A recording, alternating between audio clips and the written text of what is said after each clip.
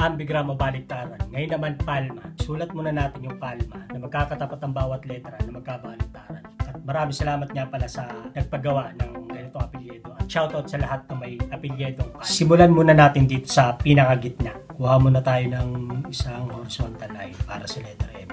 Ngayon, gawin natin letter M.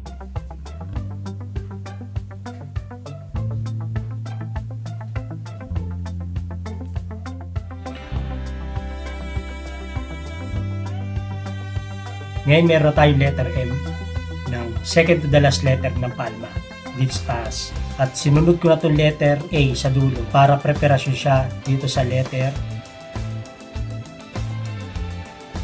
P ng first letter ng palma. At kumpletuhin muna natin yung letter P. Meron tayong letter P at yung next letter niya na letter A. At meron tayong letter L. At uulitin na lang natin kung paano natin ginawa yung letter M para makuha yung letter L na kabaliktad hanggang sa letter P.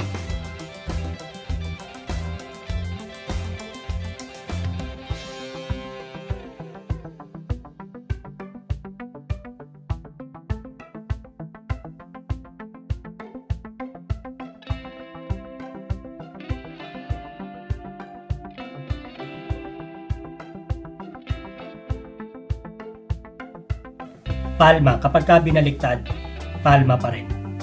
Palma, kapag ka binaliktad, palma pa rin. Shoutout nga pala sa lahat ng may apelyido palma at sa nagpagawa nitong apelyido. Kung may kakilala kang may ganitong apelyido, baka pwede paki-mention yung kakilala mo o kung sino man naaalala mo na may ganitong apelyidong palma. Mention mo siya sa comment section para makita niya. At sa lahat naman ng may apelyidong palma, sana supportahan yung ganitong video. Follow, like, at sana pa-share na rin para mas makita pa ng iba pang mga relatives nyo, kamag-anak nyo na may kapares nyong apelyido. At sa lahat ng gustong magpa-commission o magpagawa ng ganitong ambigram design na kung iniisip nyo baka imposible na mabaliktad, lalo na yung dalawang pangalan na magkaiba tapos hindi parehas yung bilang ng letra. Subukan nyo munang i-comment dito sa baba, sa comment section. Baka sakaling kaya, go natin kung sakali. Pag-usapan natin transaction kung gusto niyo ipa-commission para sa tattoo, ambigram o design sa mga damit, logo, etc. Para mas updated kayo sa mga ganitong video,